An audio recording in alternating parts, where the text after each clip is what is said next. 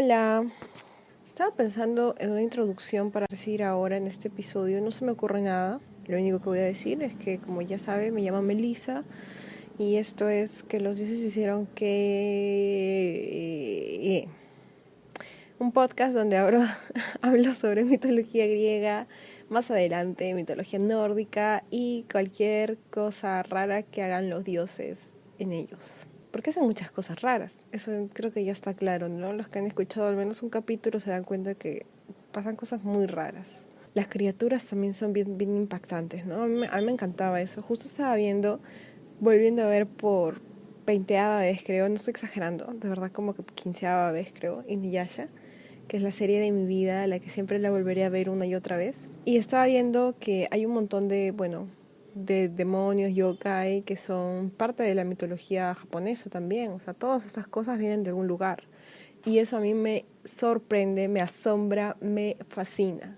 Igual, en Juego de Tronos también, no sé si sabían, pero un montón de los personajes de Juego de Tronos, o sea, por ejemplo, los caminantes blancos, hay varias cosas, incluso la leyenda del invierno es parte de la mitología nórdica también. Bueno, ya mucha introducción creo. A la gente no le gusta la introducción, lo siento si no les gusta. Este episodio será sobre Perseo, el héroe Perseo.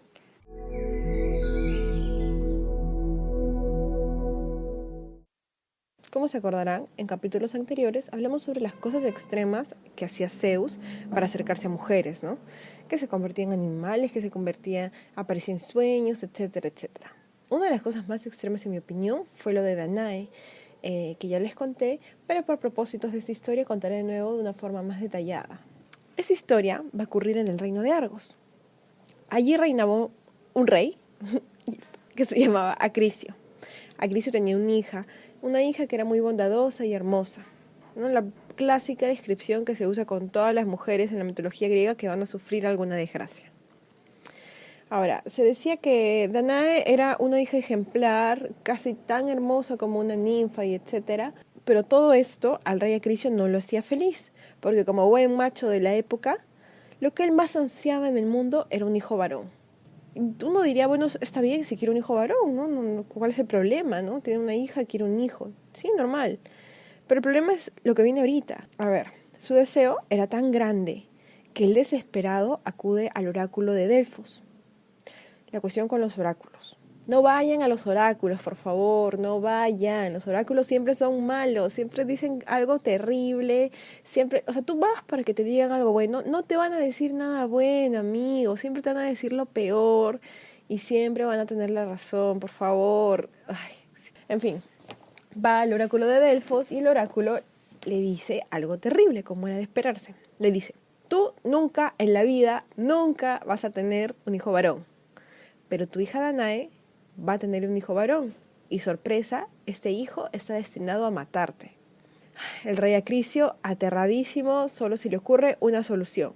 Y aquí es por lo que le critico el querer un hijo y que no le interesa a su hija. La única solución que se le ocurre es encerrar a Danae en una bóveda subterránea de bronce. En el sótano del palacio, un lugar oscuro y húmedo donde ni siquiera podía ingresar el sol. La pobre pasa sus días ahí, triste, sola, traumatizada por lo que le ha hecho su padre. O sea, de verdad, ¿quién hace esas cosas? Lamentablemente no es lo único que le sucede. Zeus ya la había visto. Zeus ve a Danae y quiere estar con ella porque se enamora. Pero en vez de destruir la bóveda, en vez de sacarla, en vez de lo que sea, supongo que él quería ser caleta, entrar, salir y listo. Y que se le ocurre es la de ingresar a la bóveda convertido en una finísima lluvia dorada. Se filtra por la ventana de la celda y fecunda a Danae.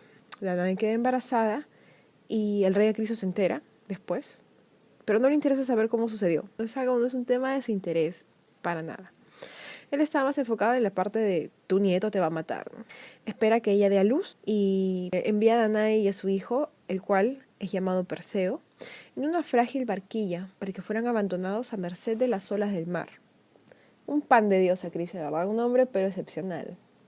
Entonces, la vida de Danae era una desgracia ya. Primero se la pasa encerrada por su padre, de prisión en prisión, y ahora encima va a morir, encima con su bebé. ¿Qué más le podía pasar, no? El mar azotaba la barca, la cual se iba destruyendo conforme pasaba la terrible noche. Pero no solamente fue una noche, así pasaron un par de días naufragando, los pobres. Se supone que Zeus se sentía bondadoso y lanza un vientecillo suave que hace que el débil barco sea arrastrado hasta la isla de Sérifos. Una vez en Sérifos, son encontrados por un pescador pobre de la zona llamado Dictys, quien coincidentemente era el hermano del rey de la isla, Polidectes. Dictys lleva a Danae y al bebé a su casa donde les ofrece comida y cobijo en adelante.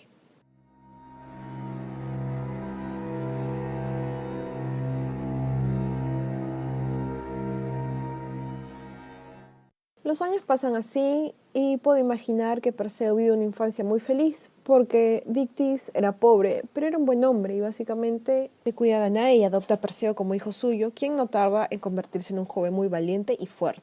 Todo va bien, ¿no? Todo va perfecto. Pero aquí nos faltaría un nudo en la historia, porque no todo puede ser bueno siempre, mucho menos en la mitología griega. Resulta que Polidectes, el rey de la isla y hermano de Dictys, había notado a Danae hace mucho y se había prendido completamente de ella. Él quería, como sea, estar con ella. Cabe mencionar que Polidectes era una basura, era un tirano y en general era una mala persona. Creo que dice bastante de él que su hermano, siendo el rey de una isla, su hermano era un pescador muy pobre. Bueno, él estaba enfocado en conseguir que Danae fuera su esposa a como dé lugar. Pero tenía un pequeño problema. Se llamaba Perseo. Perseo se había percatado de las intenciones del rey para con su madre y la vigilaba cautelosamente a toda hora. La mejor solución que se le ocurre entonces a Polidectes para librarse de Perseo, algo casual, simple que todo el mundo hace siempre al menos una vez en su vida: fingir un matrimonio. Polidectes así anuncia que se iba a casar con una doncella y Perseo al fin podía dormir tranquilo. Ese viejo loco va a dejar en paz a mi madre. Polidectes invita a todo el pueblo a un banquete para celebrar su compromiso falso. Nótese el esfuerzo para cargar las mentiras que tenían los hombres griegos para engañar a las mujeres, ¿no? O sea, wow, de verdad. En medio del banquete, y como era costumbre, empieza a preguntar a todos qué le iban a regalar. Coincidentemente, todos escogen regalarle caballos. Estaban de moda, estaban en oferta, había promoción 3x1, no tengo idea. Pero todos le iban a dar eso, excepto Perseo. Perseo no tenía plata, las justas le alcanzaba para su comida, era fuerte y todo eso, pero no tenía plata, pues que le iba a comprar un caballo ese idiota encima. Entonces, le dice que él, a diferencia de los otros, le daría lo que el rey pidiera, lo que sea. Él se lo iba a conseguir porque él era así de fuerte y era así de arrogante. Los ojos de Polidectes empiezan a brillar. Al fin una ventana para deshacerme de este chibolo pesado. Polidectes le dice: entonces tráeme la cabeza de la gorgona Medusa.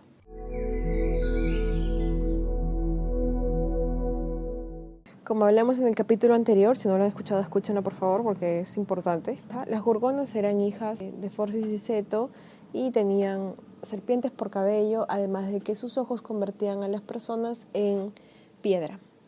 De estas tres eran 3 hermanas, solo una era mortal y podía ser asesinada, y esta era Medusa. Perseo está decidido, él va a conseguir la cabeza de Medusa. Acepta, se prepara y bueno, los dioses, atraídos por la valentía del nuevo héroe, le ofrecen toda su ayuda. ¿Y cómo no iban a hacerlo? Pues si además el protegido era hijo del mismísimo Zeus. Así pues, Hades le presta el casco que poseía la virtud de volver invisible a quien lo llevaba.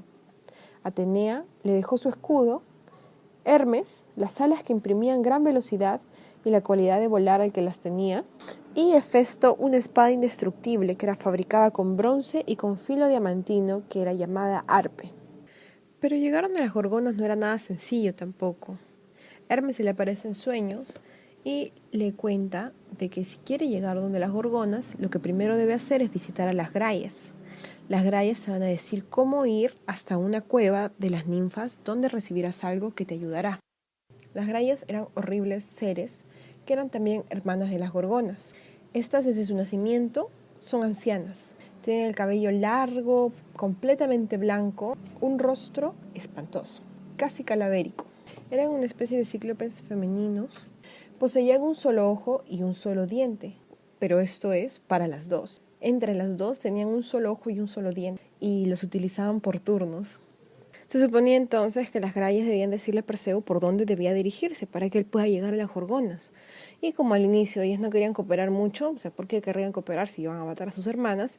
Él les quita su único ojo y su único diente y los usa para chantajearlas a cambio de la información. Frente a esta amenaza, entonces, las grallas, que también eran llamadas greas, les dicen dónde es que se encontraban encerradas las Gorgonas, por lo que Perseo le devuelve sus órganos y se larga.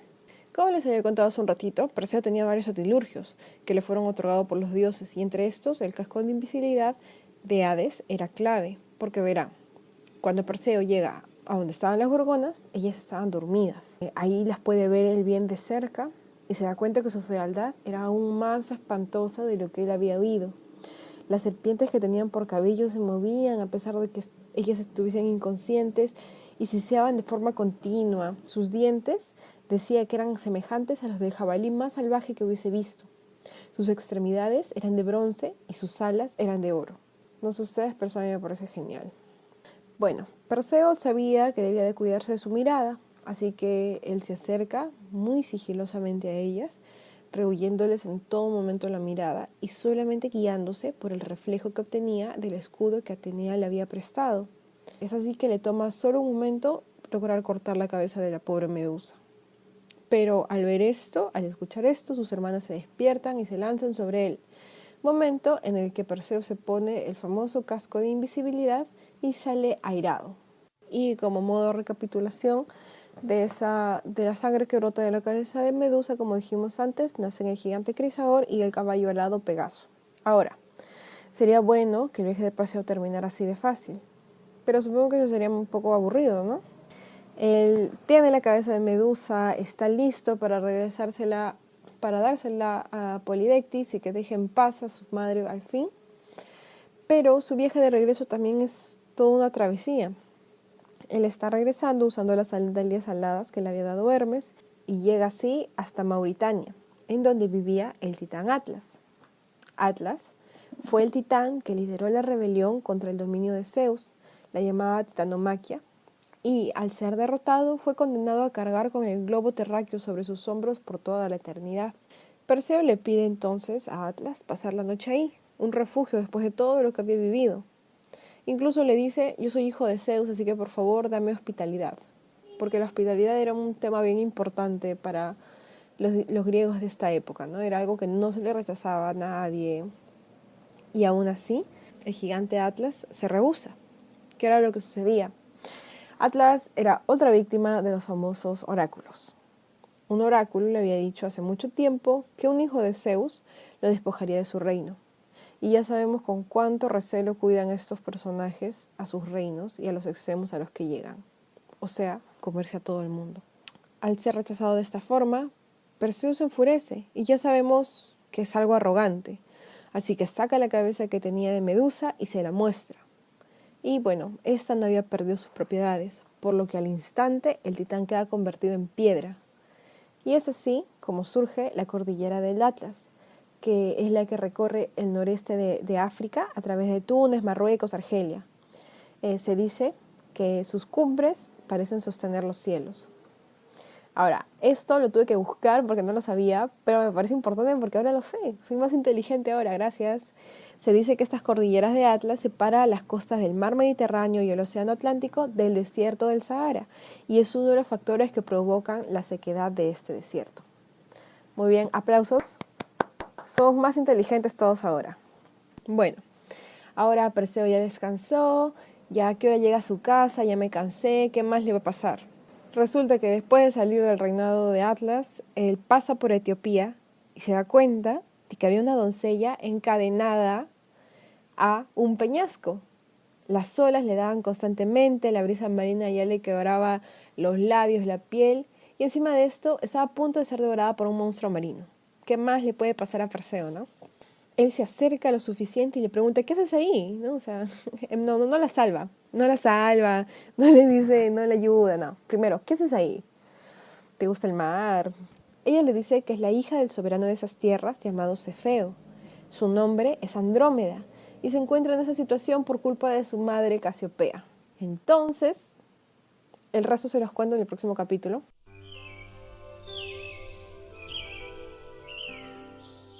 Este capítulo ya es muy largo, creo, y hay que tratar de mantener la atención, porque si no se aburren, y yo ya he visto en mis estadísticas de Spotify que la mayoría empieza y solo la mitad termina el capítulo. Gracias a esa mitad que termina el capítulo, pero bueno, no quería aburrirlos más. Esto, lo que sigue y el final de la historia de Perseo, porque les quiero recordar que todavía hay un montón de cositas pendientes, como que el oráculo.